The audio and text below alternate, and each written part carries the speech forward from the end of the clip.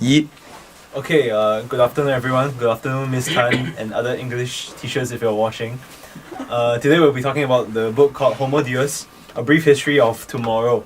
This is Wenrui, I'm Fang He, this is Pranav, and this is Alex. Okay, so this book, it was a very good read. It's a pretty long read. And because the book is so long, I thought it might be helpful if we structure our discussion about this book this way. So how about let's start by just summing up the entire book. Since there are 4 chapters, why not? Let's do 1 chapter each. Yeah. So Alex will be doing the New Human Agenda, Wenrui will be doing the Human Spark. I'll be talking about Homo sapiens give meaning to the world, and then Pranav will be talking about Homo sapiens lose control, right? Yep. Okay, so after we finish summarizing the book, I think that will bring us to a pretty good place to identify the thesis of the book. I think the writer has made many arguments, and maybe we can just try to identify what his purpose for writing the book is, and then from there we'll be having we identified a few different topics that we thought were interesting and we thought were important to this book and to us. So we thought maybe we can challenge some of the author's perspectives and to maybe introduce new ways to look at the issues that he raised. Yeah, and throughout the way, let's take note of the way he uses his language because it was required by the books. And some maybe other assumptions that the author makes. Yeah, okay, so along the way, even though we're taking so-called taking charge, each person take one part of the book. If we have anything to add along the way, just feel free to barge in. Is that okay? Alright. Alright, so the first person, the New Human Agenda. Alex, are you ready? Yeah. Okay, I'll be taking notes along the way. Can we do a summary first? Yeah, summary first. Yeah. So let's do the summary of the book. Okay. So in the preface, the author mentioned about the current New Human Agenda, where has changed as war, famine, and diseases, which were the previous agenda, are now disappearing. And this has led to a new pursuit for humans, of the likes of immortality, happiness, and divinity. He also argues that quite a few of the methods in which that the humans will attempt to achieve these pursuits are usually through the means of through biological means, cyborgs, and artificial intelligence. He then continues on to assert that humans will be unable to stop these pursuits as no one really knows how to stop them, and that when these pursuits are stopped, the economy and society of humans would collapse. Okay, anyone has anything else to add on? I think we'll keep this to the end of the summaries. After the summaries, yeah. Okay, do you mind if I add on something? Sure, go ahead. The thing I felt really interesting about the way the author argued about the New Human Agenda, he was talking about how war, famine, and diseases are no longer relevant. Yeah. But what he said exactly wasn't that they were exactly disappearing. It's like these problems are still very much present to a certain degree in our world today. But it's just that I think our mindset has changed. He gave the example that many years ago, during the Black Death, the plague, the way people responded to these situations was that they saw it as insurmountable acts of God that they couldn't solve. But now people see these as technical errors. And he mentioned technical errors, the exact 2 words, technical errors, many times around the book. Yeah, so I think that really represents a shift in mentality for humans as a species. But the shift of mentality was not just like a shift in mindset myself. It was more brought on by the advent of technology and like the increase of knowledge by human beings in general. So in the past we didn't know any of these things, so we had to imagine it ourselves, right? We didn't know these were caused by viruses and bacteria, as the author said. So we had to think that it was like some spirits or the gods that called these down on us. But now that we know that these are like bacteria, viruses, you can the only way to cure something is when you understand it, what causes it. So basically now we know what causes it, so we can better do it, and we are not so helpless against it anymore. Yeah. Okay, so that's for New Human Agenda. Okay, the next section of the book is Wenrui, right? Yeah. Yep. You wanna go? Alright. Okay, so the next chapter of the book is Homo sapiens give meaning to the world. the Human Spark. The Human Spark, yes. Human Spark, yeah.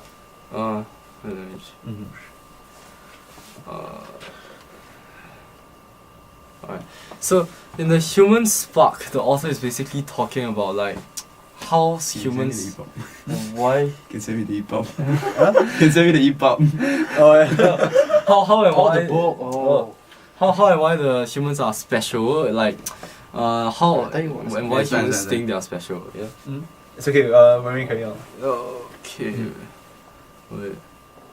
Also, he's talking about what sets human apart from other Yeah, animals. from right? other animals and like other organisms. I think he covers that in the later section of the book as well.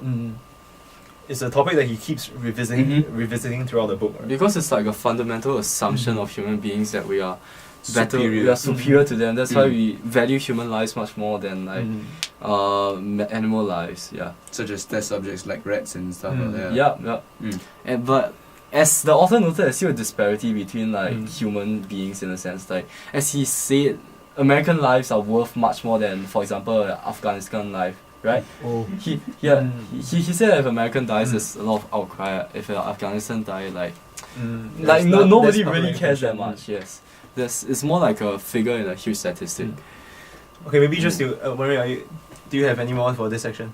Do you no. mind if I add in a bit? Yeah, sure. Okay, I think if I remember correctly, what the author talked about in the Human Spark was that for billions and billions of years, maybe not billions, millions of years, humans like to believe that they were somehow different from other animals. They were different here for millions of years. that they were different from common animals like cows and pigs. Yep. And that there was something that sets human apart. Yeah. So at first people thought that it was the soul. perhaps intelligence. But then people realized that, animals have intelligence also. That language and intelligence didn't really set humans apart. And then they thought maybe it was the soul. Wait. But then there was no, as the author said, there's no objective way of proving that the soul. There's a soul. Yeah. So in the end, what the author decided on was that the humans were able to create these large-scale cooperation, right? And this is what allowed human society to thrive more than other animal societies. Yeah. Okay, so that's it for the New Human Spark. Next, I'll be talking about Homo sapiens give meaning to the world. So in this chapter, the author talks about how over the millions of years, humans have been trying to give themselves a sense of purpose for their existence on this planet Earth. Yeah. The author began by talking about intersubjective realities. So the author said that animals are able to experience two layers of reality. They have the objective facts, or there's an apple tree in front, there's food here. Yeah. And then they have the subjective feelings and desires, such as, oh, I'm hungry, I'm thirsty. And these two layers combine to form their entire existence. Reality. But however, for humans, because of language, because of our capability for large-scale cooperation, of the inventing of writing, and we were able to have this new layer of reality, which was intersubjective fiction, Yes. or collective belief. Yeah. So it's stories that humans collectively believe together, and stories that only make sense because humans declared that they make sense. Yeah. Like pieces of money, pieces of paper, we call them money, and we assign them a certain value. Yeah. But these only make sense because human society together accepts that they make sense, right? Yeah. Okay, so that's the intersubjective reality. And then the author goes on to talk about science and religion. And this part was really interesting because the author the definition of religion given by Homo Deus can be a bit contentious. Yes. The author said that Definitely. religion is not It's like- just superstition. Yeah. When we talk about religion, a lot of times we immediately think of belief in a certain deity, like maybe a higher power. belief in higher power. that guides us. But then the author suggested that is spirituality, right? And then he made a very clear distinction between spirituality and religion. He basically said that spirituality attempts to direct you to an unknown destination. Yep. You go on spiritual journeys because you're lost or you're in search of meaning. However, for religion, it kind of gives you the impression that it's giving you meaning in your life. But then really you're trying to control social order. Yep. Yeah, so this can be the really contentious part about Homo Deus. Yes. Because the author just straight out rejects religion and Like- says it's a form of control and protecting social order. Yeah. Which, I mean, Which is okay, we can talk about this later in our later discussion, but maybe not now. Yeah. Okay, so basically the author goes on to talk about science as a source of power. So over the years, as we made scientific discoveries, we had more and more power over our own existence. So we can modify our lives, we can modify our bodies, we can take medicine to improve our lives. That's power.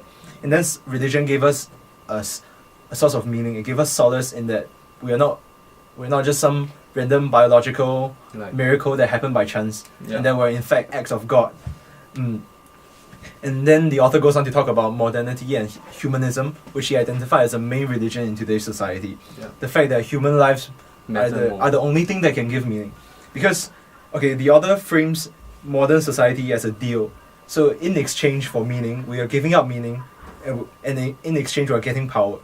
So as we're making more scientific discoveries about history, about our own existence, about evolution, we realize that we're not created by God, and that we're in fact results of millions of years of evolution. Yeah. So we're kind of losing out the original meaning that we thought we had. We're not the special son of God. We're not the special creation of any superhuman or supernatural power. Yeah. That were just random animals that descended from monkeys, right? Okay, but in exchange, we're getting more and more power. But then humans, they have a innate desire for meaning. That's what the author said. Yes. So when our original source of meaning failed, humans tried very hard to identify a new source of meaning, which was humanism. That if nothing in the universe was nothing in the universe was meant to make sense, then our own very existence is the only thing that can give meaning to everything else in the universe. So it's kind of a very egoistic kind of worldview that the author had. Yeah. Yeah, and that's mostly for Homo sapiens to give meaning to the world. Okay, for Homo sapiens lose control, the author covered a few points that some might find contentious, but upon closer analysis, we find that there's actually meaning in what he says. First thing is that the decisions made by each human is not by free will, it's made by electrical impulses in the world. This might go into a bit of biology. When we say that they're made by electrical impulses, is that the neurons in your brains are the ones that are making the decision for you. It's not a conscious self or a soul that it's not like you that is making your own decision. It's something in your brain that's making the decision for you. It is like not as if you have control. It's as if So you basically are just aware of like the feelings that you're feeling, like the yeah, emotions. but you're not feeling them But yourself. you're not like controlling them. Yeah, you're not controlling You're them. just aware that you have these emotions. Yeah, exactly. So in other words, there's no free will really, right? Okay, so okay. And there's also a part about there is no true self. Like, there's a difference between the self that you explain that you are, like the narrating self and the experiencing self. In this section, right, the narrating self is he covers about how the left and right brains are different from each other, and how among patients where the brain hemispheres are disconnected from each other, he talks about how there's a difference between what they experience and how they narrate it. Like there's a section which I believe is crude, where the author shows a pornographic image. No, the author doesn't show. The author talks about a scenario where a pornographic image is shown to one of the participants of a program, of a study, and it was shown to the left side. So because the left side is the experiencing side, the right brain, which is connected to the left parts of the body, is the so-called experiencing side, or the left brain, which is connected to the right parts of the body, is the so-called narrating side. Yeah, and he said that despite when these images were shown to these participants, that the participants giggled, but however they couldn't explain it because it's not part of the narrating self. Their brain stems are not connected. Yeah, I think what is important is that in this case, the brain stems are actually disconnected because of some illness that they had, right? Yeah. So he actually created two distinct parts of the brain, and then as you were saying, the experiencing self was able to Like it's more like an involuntary reaction in a sense, like more than like a choice, like what they know that happened. Yeah, and he also covered about how the narrating self has no idea what the experiencing self experiences, and tries to make up an explanation for it, tries to concord its own Concoct its own reality. exactly. Like why it happened. Why it happened. And he likened this to like how the US Department of Government doesn't know majority of the CIA operations, and how when the CIA conducts a raid or military strike or something, or air strike or something, that the US the defense secretary or the defense department in general has to come up with an explanation, even though they have no idea why it was conducted in the first place. Yeah, so that was for like the first part of it, and there was also that science. There was also a part about science's response about how this was already covered in the first part, about how all organisms are algorithms and they're controlled by controlled by electrical impulses and chemical processes, and all algorithms are unaffected by their medium. Silicon algorithms are no different from biological algorithms. This part of the book, the author likens the CPU of a computer, for example, to the human brain, Yes. and he says that there isn't much difference between them, Yeah. and hence humans will lose their dominion because essentially humans are made of algorithms, and since if better algorithms come about, humans will essentially lose their power, their Yeah, rule, it's their just dominion over. They'll lose it to these better algorithms, Yeah. and hence humanism, as you mentioned earlier, shall collapse. Hence, there are two main ideologies that are proposed by the author. One is that techno-humanism. Humans will remain as the pinnacle of creation if they upgrade themselves to match these better algorithms that surface If they and- incorporate it. and incorporate it into themselves. Yes, definitely. That's the main part of it. And also there's another portion about dataism, about how humans have been producing data much faster than how it's been done in the previous years. Like how every week Facebook produces more data than has been done in like the entire decade in the past. yeah, Yeah, yes, exactly. And economic systems collect data about demand and supply, setting prices, and this is also another example of an algorithm. When this algorithm can also be likened to the human brain, Yes. and I think I'm digressing a bit here. It's okay. Yeah, and there's also about a part about systems like democracy in the first place, political systems.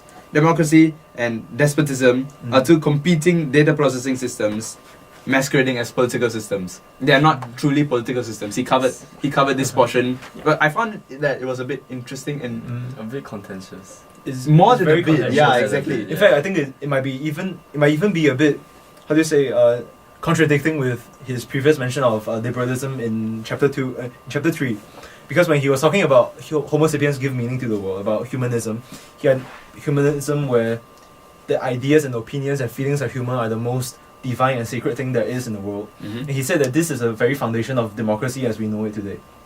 Right? Yep. That you respect the votes of every voter, that you respect the views of every voter, that people should have control over where the country is headed. So that's the foundation of liberalism and democracy. And yet, in the second chapter where he talks about as science develops, humanism is bound to fall. When humans realize that there's no concept of self, that they're not very different from computers. The computers can do whatever a human can and do it better.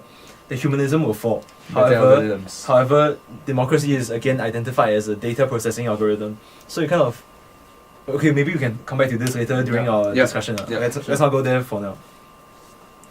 Okay, so I think we kind of, do you have any more to add for the last section of the book? About the four revolutions of Yeah, humanity. let's go. Yeah. The author also proposes that to improve data processing and to improve human beings to match the. Let's cut the recording again. We'll pause it. We'll cut the record. Cut this part off. Hey. You have charger? 4? No. Okay, You're not recording it. No. Okay, we're not Basket, we recording. Oh. I'm sorry. Done. It's okay. What do you think we're here for? Okay, let's promise you never stop the recording again for the Let's next promise to not open the door. one. Okay, And what do we do if someone is constantly knocking the door? alright, so okay, maybe let's get to the 4 revolution. Yeah, the first revolution he proposed was the cognitive revolution, which is establishing a data processing network, because you know how a human brain functions, right? It processes data. That's the basic principle, basic. fundamental principle of it.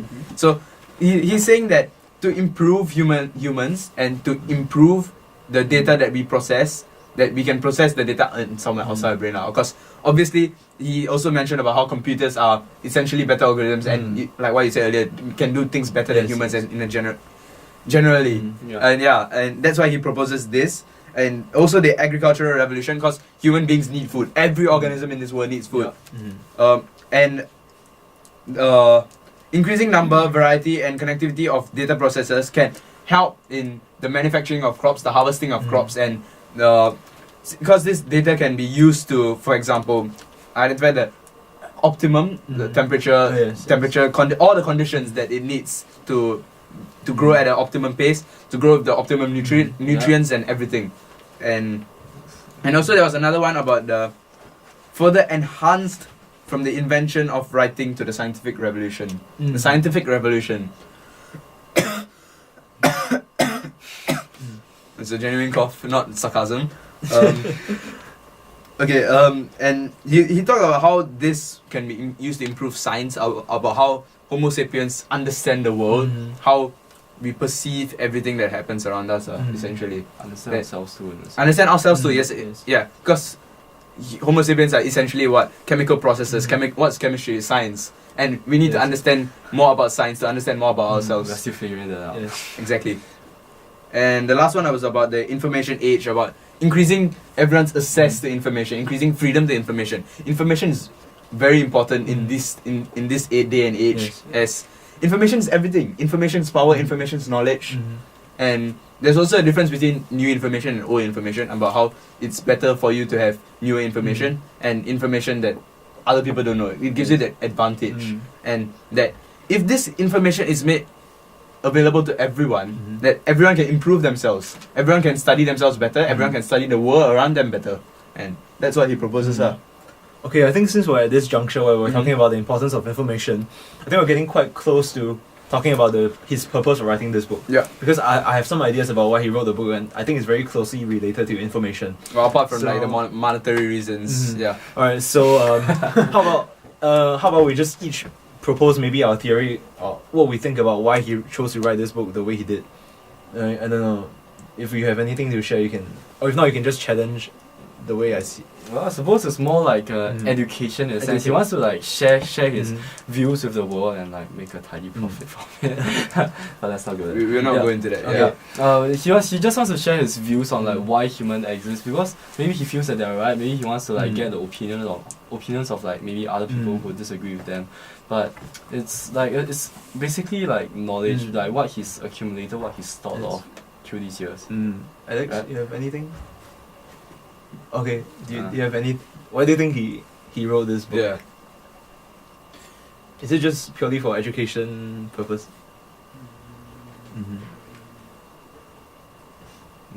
It's okay. It's okay. I think that's Alright. more or less true too. Like also like maybe during writing a book, maybe he just came into more insights Yeah, like it's while okay. writing the book. Okay, I have to Yeah. be honest. Like what I'm about to say didn't really come from this book alone. I've been watching some interviews he did with other people. Yeah. And then Straight from author. what he emphasized a lot when he's talking about his book is that he's talking about this interplay of power and really the interplay of power and meaning. So as Pranav said, with every revolution that came about, there was another revolution, a corresponding revolution that changed to the way we perceive meaning and we perceived power and we gained power. You know, with the scientific revolution, we kind of gave up a certain degree of meaning. We realized that our beliefs in Jesus Christ and Buddha didn't really work. And then in turn we got some primitive idea about how to improve our lives for the better, biotechnology, genetic engineering. So that was like the first layer. And then with dataism and with this new shit, okay, and after that we developed humanism, right? And now with this new revolution of data, with this new revolution of technology, we're getting another wave of revolution where our meaning is getting challenged. So our initial theory of humanism isn't working anymore, and we're at this existential crisis of trying to find a new way to give life meaning. And also what he said, that his book is essentially a call to arms. It's a way to get people worried about these issues that he feels is significant. Yeah. You know, the way he when he was talking about the new human agenda, he said that the new goals for the century, what were they? Can you remember? Do you remember what the 3 goals were? Oh, the 3 goals were immortality, Immortality, happiness, we're not answering it. Alright. immortality, happiness, as well as Divinity. divinity. Alright. Divinity. Okay, I remember right after the new human agenda, there was this very short portion that I overlooked when I first read the book. But then as I read the book again, I felt that was actually quite a significant portion of the book. He was talking about the paradox of knowledge. You know, essentially he says that the more you understand about It's not gonna The more stop. questions you yes, have. so the, I think he's okay, gonna let's- sorry, Sorry. Miss Tan. Hey, what's your Can you problem? go? Get out! You have a wire. We're Why? not. We need No. You have 2. We're not answering for a reason. Hello. Okay. You want return the other wire already? You know? Where's the other wire? Oh. You got one. You're returning it, Yeah. Can we have a sign outside? Okay. It's already a huge sign that says Wait, in use. we'll cut off this part. Okay, Yeah. cut off this We'll part. We're gonna have to cut out this part. Yeah. Right. Okay, Where were okay, we? so where were we? Okay, we're talking about our call to arms, right? So he's saying that the more you understand about where human The as a paradox species of is headed, knowledge. the paradox of knowledge, the more you understand about where human as a species is going, is headed, the more you are capable of changing it, Mhm. right? So he said the author's main point is that for all these scientific revolution, agricultural revolution, and including the data revolution, these are revolutions that no one ever voted for. Yep. If you think Yeah. about it, we never voted They for our happen kind of handphones. spontaneously. We never voted for the presence of internet, Yeah. and yet these are such important part of our lives that we cannot ignore today. Yeah. And if you think about it, these entities of technology have way more power than any political party or political Mhm. figure in the world can ever Because imagine of. it has a global spread. It's like all over the world. And what he's literally. talking about is that dataism, artificial intelligence, the birth of new machinery, new systems, like artificial intelligence, are being decided by a very small number of elites of the world in Silicon Valley and in Wall Street, perhaps. Yeah. Yep. Right? And the majority of the population have no way of participating in this debate or in this argument because we lack the knowledge, because we're not educated in these matters. You like the influence. So too. in an interview, for example, Yuval Noah Harari actually said that this book is a call to arms. Mhm. It's a way where he hoped to inspire more people to get involved in these issues, and it's a way of decide. to encourage participation.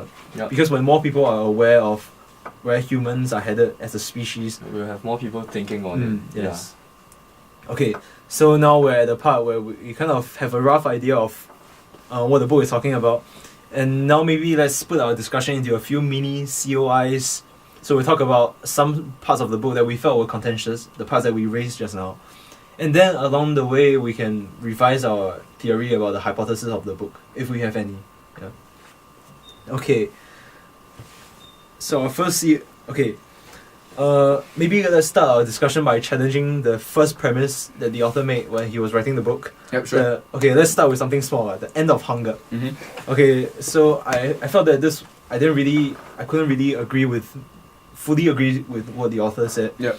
So the author said that hunger is almost completely eradicated except in certain regions, and then I feel that this might be a bit of an ignorant perspective Yeah. even. and then if anyone is starving, for example in Africa, it's because of political barriers, or if it's because of some decision by certain political leaders to make them starve or Which to is- not help them even though that they have the capability to. Which Okay, is so- true to a certain extent, right? You can't deny that it's partially true. Like most of the African countries are war torn with civil war, and but the climate also probably has part to do with it. Africa is not the best place to grow crops on that Mhm. scale, from what I know. Yeah, Okay, but yeah. what do you think? Is Africa rich with natural resources? I don't know. But Africa is rich in natural resources. Most of the diamonds and many metals mines and jewelry come from there. So you can't excuse the government for not having enough money to help their population. They definitely do. Like some of the African government leaders are like some of the richest people in Okay. the world because Mhm. How about let's not go down this path of Yeah. debating about Yeah. Africa Yeah. in particular. Yeah, okay. But okay, so we have the author's perspective. I think it Mm. would be healthy for us to inject certain alternative perspectives into this issue. So, like there's more than enough food in the world to go around. That's in my opinion, yeah. But well, it's just not being spread. Like the spread of the food is like unequal. You have Americans eating like so much every day, while They're like obese. yeah, to put it they're frankly. dying. More Americans are dying of obesity than starvation. Exactly. Yeah. So it's like And also I- another thing is that in most of the countries where these kind of starvations are really prevalent, most of them have also quite a high number of population growth rate, and this poses another problem as there's usually it's not just about the government not having enough money. It's also about how there's too many people that they have to feed. So it's not just the government's fault that they can't feed, because Mm. like, it's also partially due to how there's too many people, and even with all the money, even with money, they will still not be able to feed all the people. Oh, so that's an alternative Yeah. viewpoint about population Yeah. growth. I think that's exactly in fact, what. in Yeah. fact a very good Yeah. viewpoint. Because And I think it doesn't just apply to Africa. It could apply to the entire Yeah. world also, right? Mhm. Because the author is saying that hunger is bound to be eradicated in another 50 or 60 years where these political barriers fall. Mm. But however, on the other hand, it's always possible that the rate of human population growth will outgrow the rate at which we can crops are being grown. crops are being grown. Because if you think about it, the land size we have is finite, right? Yeah. There's no way that we can.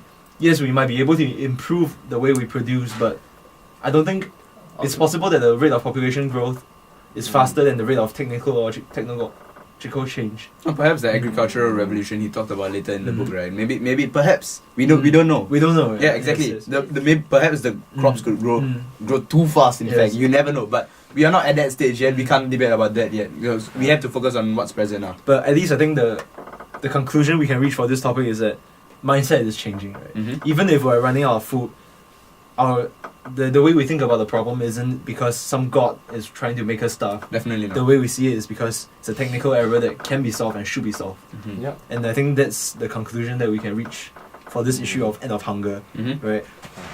Okay. Any other contentious issues that you guys want to bring up? There's quite a few more. Okay. Or you wanna suggest the next one? Okay. Here's another one that he mentioned in front, which Okay. is also rather like Mm. Shiro-seeming. He's talking about the end of war in like our modern society. He said that war is like almost like negligible. It's not something you are so scared of and happens so often anymore. So, is there any contention to this? Oh yeah, definitely. Because he also said that war is not possible now, not feasible. Mhm. The presence of war taking place. The war taking place is simply the idea itself is laughable. You could say that it's mad. Yeah. Yeah, exactly. Exactly. But before World War One took place, what did people think? War was not gonna happen. War was never gonna take place. And what happened? War, Yeah, war's the still biggest war that humanity has seen take Biggest place. two wars within biggest two wars within half a within- century. Exactly. Half a century? No, less than No, that. no, Less than Quarter. half a century. Yeah. Exactly. And so like this is the mindset which I believe this mindset of the people is what causes wars in the first place. Like Mm. if they are not preparedness for it, because if they are prepared to solve problems in another way that would not result in wars, which means that they are so-called prepared for wars. I'm like contradicting Yeah. myself. It's okay. It's Yeah. okay. This is like the fundamental reason why wars are taking place. Because if people are prepared to deal with them or deal with them in different ways other than like traditional take your guns out and shoot people. Yes. Like what? Like we can terrorism can also be considered war Yes. in effect. Yeah. Yeah, because it's a civil war, right, isn't it? I think. Yeah. Yeah, go ahead. No, I think authors has been talking more about the laughability of war is because of the presence of nuclear deterrence in this current society. So he's mentioned about it, like it's unthinkable because if any country starts a war, the chances are it's like a cold war, but except this time with the missiles actually flying will happen. So I think he's talking about that, which is why the thought of war is like laughable. No, I think that people can still have a war, but maybe they'll just avoid using these unless as a last ditch.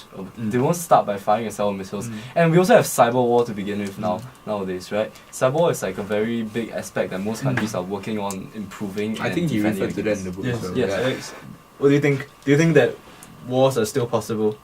Honestly, war you can never predict.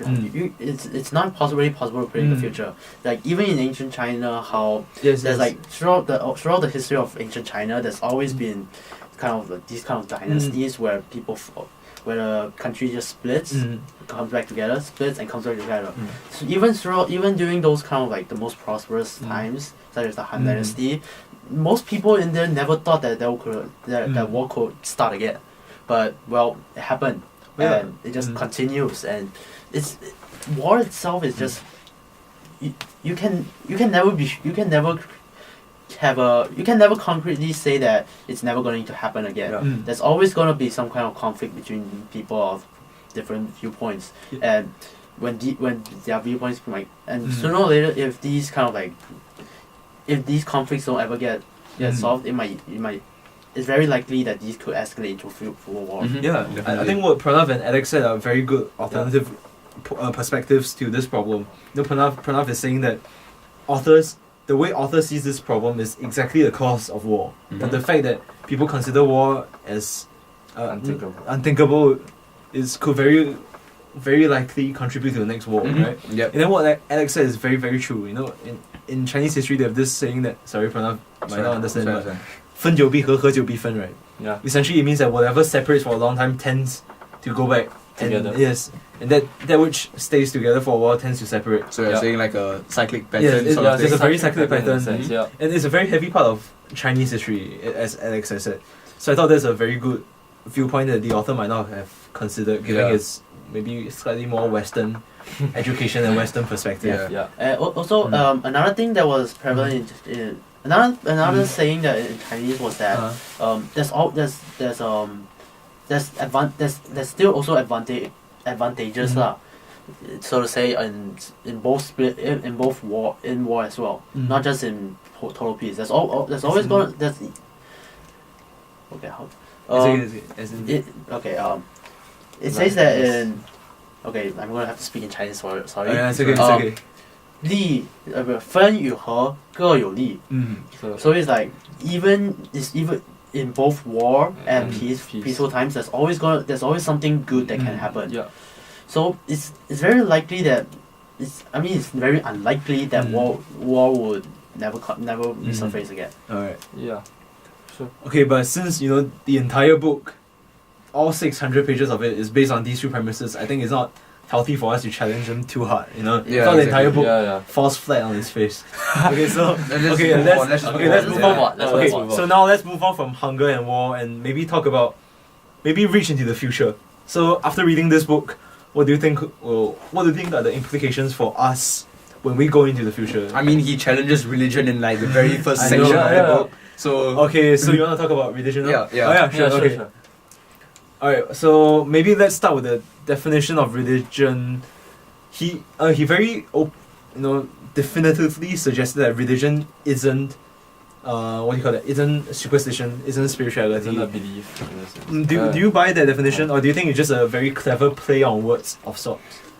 You know. I mean, religion in our society is widely accepted to be meaning that you believe in some like higher power above you. Like I think it's defined as such for a reason. So it's supposed to be like that, but I think the author just possibly maybe twisted the meaning of it. Okay, do you think the author twisted the meaning of religion? Yeah, I mean, he said that communism is a religion, which he said that it sounds pretty Okay. incredible to make it might sound incredible, and he explained it saying that it's just there's like a God, it's just higher power. No, So Okay, it's- I think the way he defined religion was this. He said that religions always make up of factual statements that may or may not be true. Yeah. Factual statements that believers of this religion accept to be true. Yeah. And then they make up of another portion of ethical judgment and guidance. Yeah. So, for example, God exists and you should believe in God.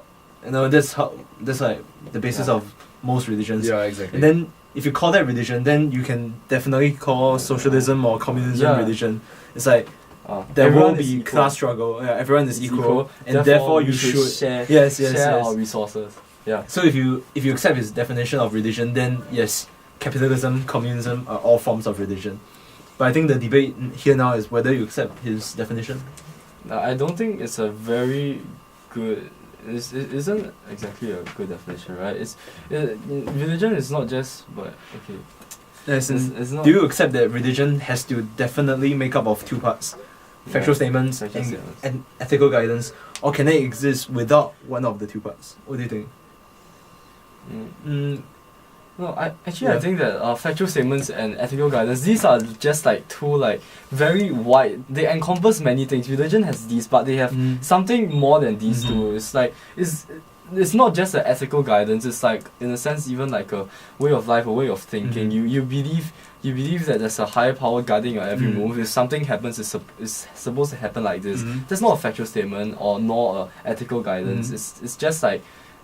It's a way of, in a sense, thinking and your beliefs, like So your it's core beliefs. It's a belief system of It's, sort, yeah, right? it's Yeah. like when you believe in like most religions involve like nearly all religions involve believing in a higher being that dictates many of our moves and somewhere else those go to after we die.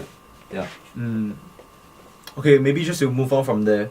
So when we mentioned about the role of religion, so maybe we can talk about what do you think is the role of religion in today's society? Is it still to maintain order? Is it actually relevant in today's society? Yeah, that's a very That's that's the issue. That's Okay. the question that he poses to Hi, us. hi, man. We're doing question analysis. Okay, that's the question he poses. Yeah, Okay. exactly.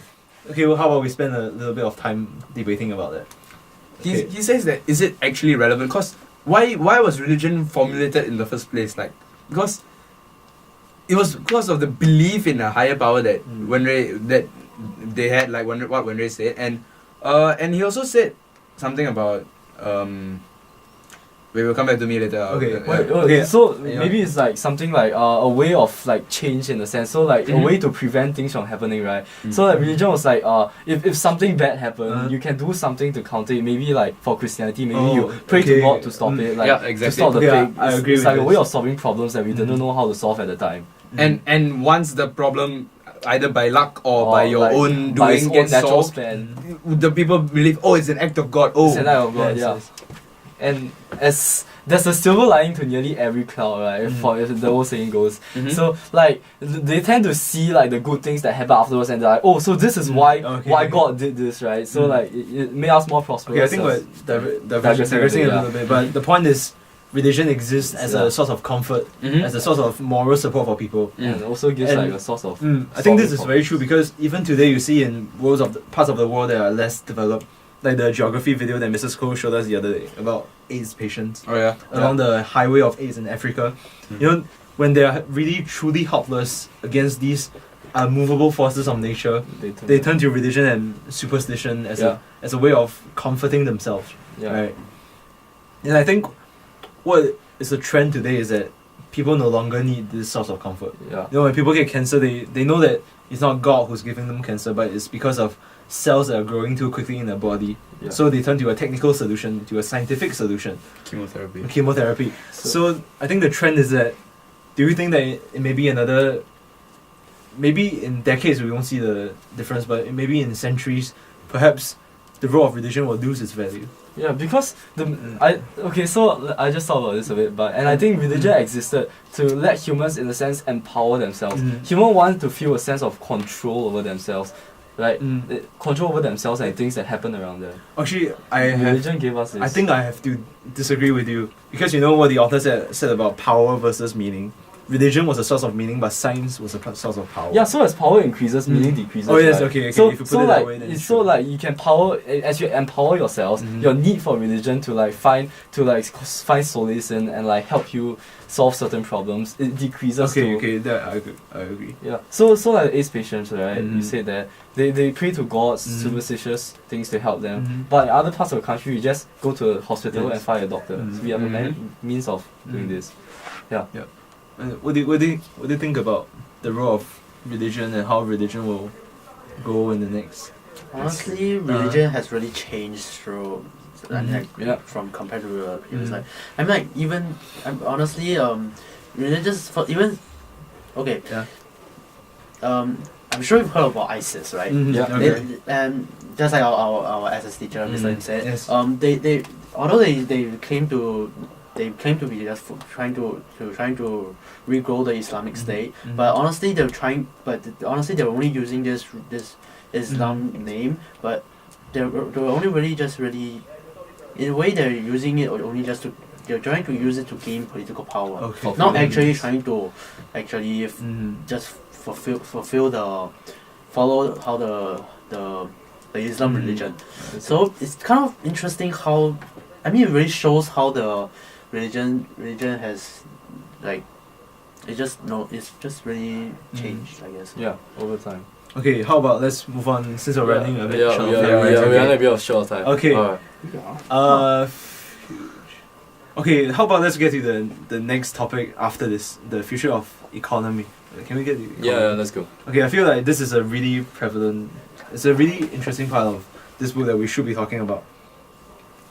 Okay, so the author is saying that as technology improves, as artificial intelligence especially improves, there will be this group of people who are displaced from the workforce. Useless. Yeah, he called them Quite useless people. savage, Yes, quite yes. savage, but Okay, so what are your views on this issue? Do you agree with this? I mean, he said that it's happened with every revolution, right? As Mhm. people who are like from certain jobs that didn't need to exist anymore gets displaced. So like maybe this time the number of people getting displaced will be more than before. But then Which an alternative viewpoint can be that yeah. you know certain jobs. In fact, every job, maybe not every job, but most jobs that humans do require a certain degree of moral judgment. Mhm. And how comfortable are we to leave these moral judgments for machines to make, for systems to make, for artificial intelligence to make? But you, if you look at it that way, but Mhm. from how do these machines make the decisions themselves? They make it based on the programs that they have Yes, been yeah, made to. yeah. But that program has been the program has been programmed by a programmer. Okay, I'm sorry for Okay. that. Uh-huh.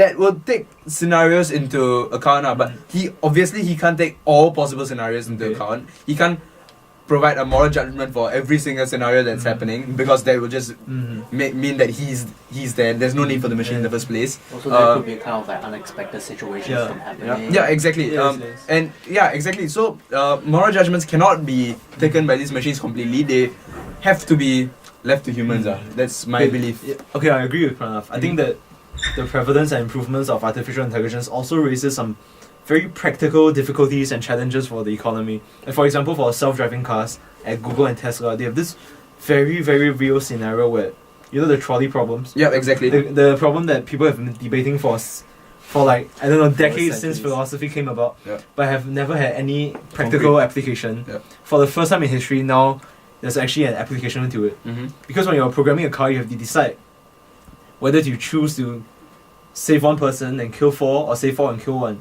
It's a decision that has to be made. But as a society, we don't know who should be making these decisions. Do we leave it up to whoever happened to be programming this, or do we leave it to the customers? Do you produce two different types of cars? You produce the egoistic car and you produce the altruistic car, and then the customer can, you walk into a shop and it's like, I want to buy the car that kills me instead of the other. I want to buy the car that sacrifices other people for my life. Too. But so yeah, I think it raises some very practical challenges that needs to be solved. Yeah. I think it's mainly just based on minimal human loss of life. Okay, so you're going with utilitarianism, but yeah, as you know, there are many people who oppose utilitarianism, like so that can be problematic also. yeah. I guess the bottom line on this is just that as technology is evolving and changing, the economy will be in demand for new types of jobs. So maybe we don't need that many people doing calculations or doing accounting. work, for Yeah. example. These are the type of jobs like that don't Yes. require these moral decisions. That Perhaps the new trend is that we are needing people who are good at philosophy, who are good at arguing, and setting up these ethics committee as Google and Tesla have all been setting up Yeah. to help them guide making these technical, Give- ethical Give them decisions. ethical- a yeah. moral guide to doing this, maybe. yeah, so maybe like perhaps like what you said, Mhm. jobs that are not controlled by moral decisions, that do not need moral decisions in Mhm. them, like accountancy and like Mm. maybe even economics. Mm. Perhaps they can be replaced by robots, but still like professions like medicine, like where decisions and moral decisions Mm. need to be made, and like the trolley problem we propose and how it's used in the manufacturing of autonomous cars, the Mm. manufacturing and programming of autonomous cars.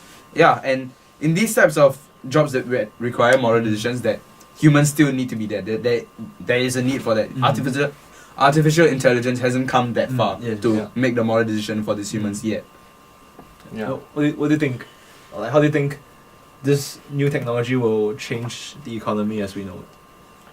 Well, Honestly, okay, it's other than moral decision, another thing that these autonomous machinery Mhm. can do is kind of these kind of innovations. Mm-hmm. And honestly, at the current stage, innovation has become always has really become more and more of a important part, because if you have two things of the same of that, if you're always pushing out the same thing over and over, you're not gonna really, people aren't gonna make money lah, I guess. yeah. So Economy. there's people are always trying to kind of innovate. Mhm. Machineries can't do that really. Perhaps maybe Mm. I might disagree with your point, because machine learning is the future. Machines that learn how to improve themselves, learn how to tailor their services, Code, even their code. even their own code, their source code to match the Needs and demands. needs and demands of the human that is using them, or even like, for example, the machine knows what the desired outcome is Yeah. and how it can reprogram itself to be more efficient, or maybe even create other machines that can help itself in this function. Maybe, but we shouldn't But go that's into the that. stage part. where like Okay, can I? Terminator stuff. I think I'll just suggest. I think this is all very technical issues, but maybe just to suggest an alternative perspective. I think that what Pranav is saying is definitely very real, but not in the nearest decade. Yeah. Maybe in the next 50 years, perhaps. But I think we have to remind ourselves that all the AI and neural networks and decision trees and genetic algorithms that we are capable of producing today are called narrow AI. They can only do one task that you give them to do. They're not at the point where they can improve themselves yet. Then they haven't reached what they call singularity in this discipline. But they will reach that stage They very will, soon. okay, Very yeah, soon, that- very that's soon. Probably reach it very soon. Okay, I think now would be a good time for us to. I think we just have two more items on our list Yeah, today okay, let's go. before we end off. Let's talk about the future of society, the future of social divide, because it was something that the author touched on a lot in his book. And then maybe after that, I think it would be interesting for us to also discuss about the way the author wrote his book. You know, the way he went about arguing for his points. You know, paying attention to the way he uses language. Not just because it was required by the rubrics, but also because, I mean, yeah, I think it was a very interesting feature how he wrote and how he argued. There was some very interesting rhetoric along the way. So maybe Yes. we can take a look at that. But before that, let's talk about the future of society. You know, so I think one issue that he raised was about how, as technology increases, humans have these ways of achieving immortality and divinity through cyborg engineering, through ways of modifying their bodies. And what he's suggesting is that for the first time in history, social economic divide can evolve into biological divide. And the richer people are able to upgrade their bodies such that they have, such that they're biologically different, and it raises an entirely new form of social divide in society. So a form of social divide that we have never imagined before the technological age. What do you think about this? It's not exactly new, is it? Like richer Mhm. people always had like other ways of upgrading the body. You can see it as having more food as a Okay, way of yeah, upgrading. that's it. very For, true. for example, Fungus Uh. SS project as well. Richer people being able to afford tuition and Oh yes, yes. Yeah. Exactly. They have ways to upgrade their body, but Okay, not that's like interesting, okay. directly. Yeah. Mhm. But that still didn't have such a wide implications on the class divide, because you couldn't do that much to fundamentally change yourself. You can only just maybe add on a bit to what you already have, what you already know. yeah, But- like what Yeah. was mentioned later in the book. You don't have control of your brain because your brain is.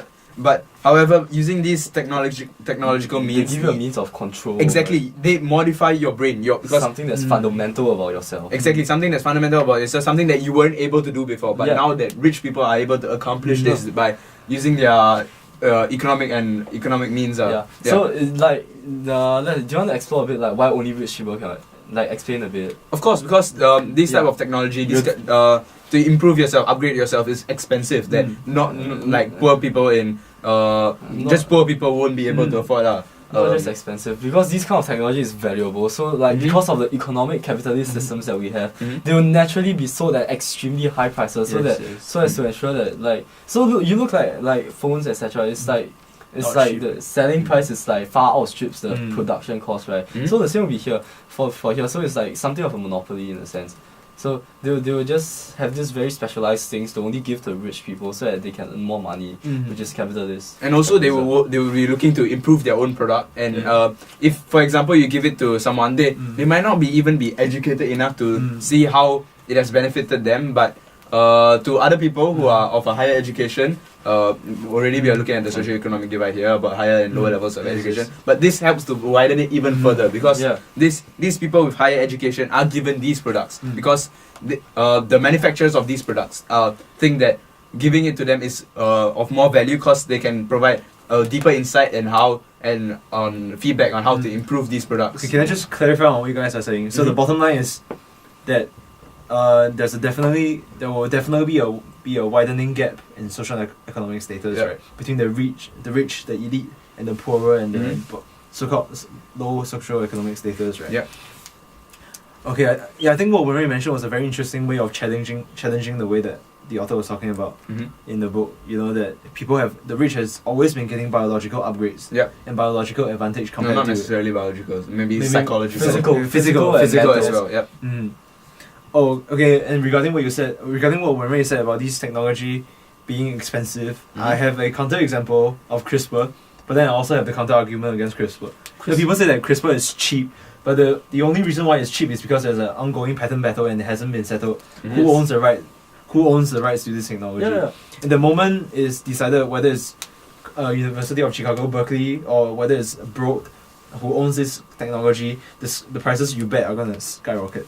Yeah. Yeah, so And like they're good. Once that happens, they will find a way to make money out of this. So the main exploration is that of tailoring babies in a sense, like tailoring, tampering with the tempering gene yes, of it's an embryo of a Mm. baby, just to like maybe like give it traits like higher intelligence and like maybe better physical agility, for example. So like this will just make the rich like even more richer in a sense, because when you are born already a genius level intellect with like a great body, all that, of course you go on to earn more money, which is it just keeps going Yes, on the yes. loop, while the poor people just maintain their poor old non-upgraded human cells, which will just keep them at the bottom. So it will just keep increasing the divide in this way. Okay, so Next, do you have anything to say? I don't know. then it's Oh, okay. yeah, that's fine. Okay, I'm so not that's really it. familiar with this. Okay, so that's Sorry. for. Okay, so our conclusion for the future of society is that it's very likely that there will be a widening social Yeah, it's economic nearly gap. inevitable Mm. due to the way our society is structured around money. Okay. Yep. Okay, I think that leads us to the next point quite well about the way he talks, the way he writes, the way he talks about his issues, the way he argues. I realize that he likes to use a lot of interesting rhetoric. You know, it's like no, really. You know the way the part when he was talking about widening social economic gap. Mm-hmm. He was talking about how he raised this parallel between the converging of human species. He was talking about millions of years ago there weren't just Homo sapiens, there were other Homo like Neanderthals, And, Homo erectus. erectus, and there was a converging of Homo species Coming together. to only coming together to Homo sapiens. Yeah. And then he said that there's a trend that it might diverge, you know, as the rich gets better and better and they're able to really upgrade themselves. So Right. maybe like Yes. Homo Deus and Yes, regular Homo Homo Deus. sapiens. Okay, That maybe So that's like including the core title of the book is a very interesting use of rhetoric, right? How he combines Homo and Deus together to suggest man God. Deus literally means God. Yeah, divinity. The point I'm trying to make is just that along the book, there are many instances of these clever use of language where he draws parallels between perspectives that we haven't considered before, and it kind of really helps him argue. Yeah, Yeah. it gives you a fresh outlook on certain Yeah. things that you might have just assumed were Mm. there. Like, I don't know, were there any other instances of, or maybe it doesn't even have to be good rhetoric. If you Yeah. feel that his rhetoric is shaky at some point in time, you can raise it up also. It's like, for example, okay, I'll raise another example of a good rhetoric that he used. The part where he was talking about science and religion. He compared our existence as a screenplay. And many years ago, humans were the actors on this stage. And humans assumed the god to be the playwright. You know, we can do this, we cannot do this, we cannot do that because the playwright doesn't allow it. We're simply actors acting out the play. And we have very little power. But then as we develop scientifically, we're kind of breaking this stage. You're realizing that there's no playwright. You're not just actors, you're free to do whatever you want in this world, that this is not a play, it's not a performance. And then, but in return, you're losing out in terms of meaning. I think You might yeah. actually start say that humans are starting to become the playwright. Like some humans, okay. maybe like the Homo Deus, they are going Yeah, to become the playwright exactly. that controls the rest of the people on the stage.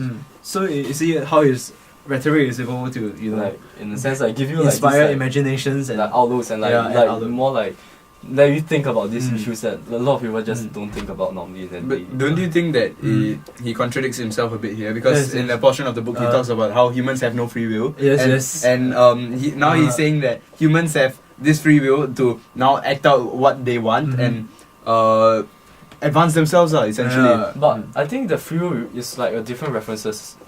In this case, it's more like a free will knowing that you don't have to do as a higher power tells you to do. Mm-hmm. Like the basic biological free will that's talked above still applies. Okay. But it's more like you're conscious of the fact that you. you're It's not more natural. from a higher power like God into like the biological and chemical processes happening in your brain. Yeah, it's not no longer like God commands you to do Mhm, something. exactly. Hence you must do this.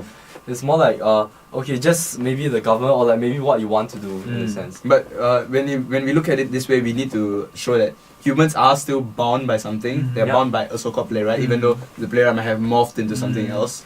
But yeah, and so humans don't really. Yeah. So I guess our point here is that Yeah. he has some pretty good rhetoric. Well, granted, he has good rhetoric. I feel that sometimes he make really drastic assumptions that shouldn't be made so offhandedly. I Yeah, mean, maybe like the religion thing. Okay, about, okay. Like what about religion, communism, religion, that kind of stuff. That's a bit like a bit too drastic in sense his definitions. And about one of our earlier discussions about how about how hunger can be eradicated and Yes. how Yeah. hunger is It's- not eradicated because of governmental decisions, Yeah. poor governmental decisions. But this might not always be the case, as you have said, like Yeah. how the population growth could be too fast to sustain the food production. I mean, Yeah, he I assumes guess- that. do you mind Sorry, if it's the I- other way around. Okay, I guess that that's a rather small assumption compared to some of the other Yeah. way Yeah. bigger assumptions that he made in his Right. book, right? Mhm. Like, for example, the one that I felt was the most uncomfortable with was the fact that he assumes all humans to be selfish and Like incapable of altruism and striving towards sacrifice. and sacrifice. You know the part where he was talking about sustainability. Mm-hmm. When he was talking about the future of human development, he rejected sustainability as one of the possible goals and outcomes of human development. He said that compared to economic growth, human will always prefer economic growth compared to Sustainable sustainability growth. Yeah. because it doesn't reward us with as much material. Like I mean, it does, just that not with enjoyment. immediacy. Yes, just- we only want more. Mm. Humans just keep But wanting more. do you think that Never satisfied. that's a problematic assumption, especially given the United World was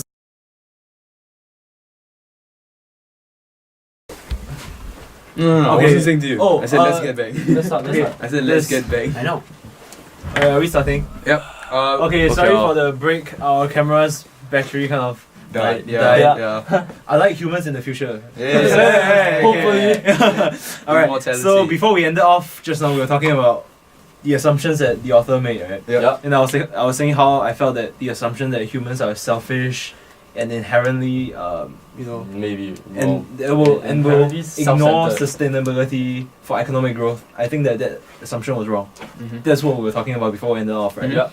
Okay, so Not. I don't think. I guess at this juncture, I think- maybe Maybe a- we'll just end this. maybe it would be a good time for us to revise our hypothesis on okay. the central thesis of the book, and then we can end off from there. Yeah. So after this 45 minutes long discussion about some of his arguments, some of his premises, what do you think? What do we think is his purpose for writing the book right now? I mean, a call to arms, of course. Still a call to arms, right? Yes, Okay. It's definitely still there. It's telling people to think. It's like more informing people of these subjects that most of us haven't bothered to think about yet, right? Like once you read the book, you're supposed to start thinking about this and maybe come to your own conclusions about some of these issues. I think before the discussion, I didn't see that much of an emphasis on the societal part of the problem. Yeah. But as we talked about it just now, there will definitely be a widening gap between the elite and the non-elite. Right? Yeah. And that there's a very small group of people making these decisions There for may everyone. even be right? like two species breaking Mm. off. Yeah. Yeah, I think what he mentioned about no one's ever voted for the internet, no one's ever voted for technology. That's a really interesting and important point, and It's Mhm. a you can even interesting argue way that of seeing for it. you can even argue that that's the central thesis of the book. Yep. That every big revolution in the world so far has never been consented by. It's never been voted upon. It's by more the happened citizens. spontaneously, Yeah. and then everyone, it was possible for everyone to Mm. accept it. And I think that what the author was hoping to achieve through this book is that more people can get involved, can get talking about this issue, such that perhaps for the first time in humans' evolution, the first collective decision we make as a species won't be one that's, unconscious. It will be one that's made consciously. I think that's what Yeah, the author was we trying can to get. decide how we want to Mm. move forward as a Yeah. species in I think general. if time allowed, we would have preferred to have a much longer discussion Yeah. about this book, right? As Like, it was, yeah, sorry, we Miss cut Tan, we off a lot. had some other topics that we wanted to touch on, but we realized that we don't There really have isn't enough time. we don't have yeah. enough time for it. So I think we'll call it a day here. Yeah, we just end it off Thank you, here. man. Thank you. Thanks, Thank guys. you. Thank It was you. fun.